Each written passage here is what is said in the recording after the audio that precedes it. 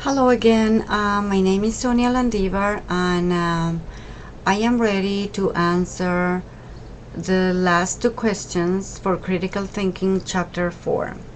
The first question asks about the 10 questions that I would include in a questionnaire for sleep clinic patients.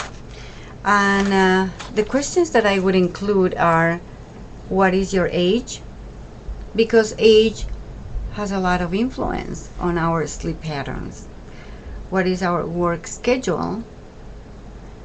At what time do you go to bed? Do you go to bed about the same time each night? Do you drink coffee or any other type of beverage containing caffeine before you go to bed? Is your sleep environment free of distractions? Is it completely dark? Or are there like television sets that are on, or those latest devices, picture frames, or any other device that could really disrupt your sleep? Do you take naps during the day? Do you have a snack close to bedtime? And what is the temperature in your room? I think temperature, for me at least, is very important. It doesn't have to be. I cannot really sleep when it's either too hot or when it's too cold. The second question talks about Luan, who is a full-time student who wants to find a way to keep up her class schedule while working a full-time job. She decides to work from 11 p.m. to 7 a.m. at a hospital and then attend classes in the morning.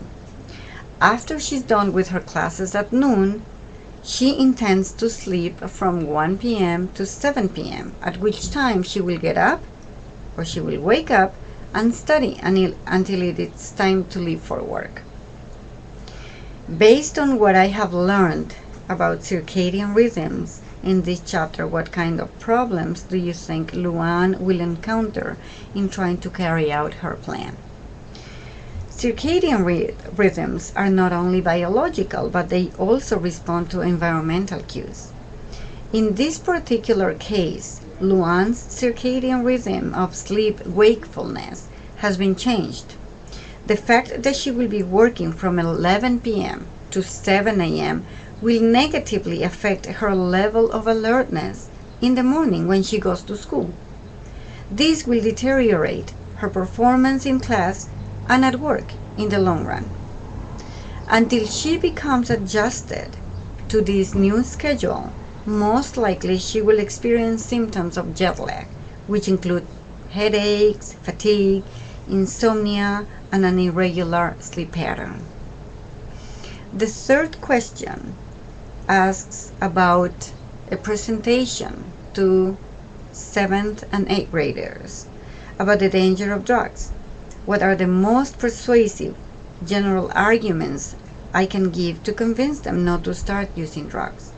What are some convincing specific arguments against using each of these drugs? Alcohol, marijuana, cocaine, and MDMA, which is ecstasy. Because I will be addressing a group of young students, I would make sure to use basic language to make certain that my message is understood. I would explain to them in brief details every one of these drugs: alcohol, marijuana, cocaine, and ecstasy. And then I will just go on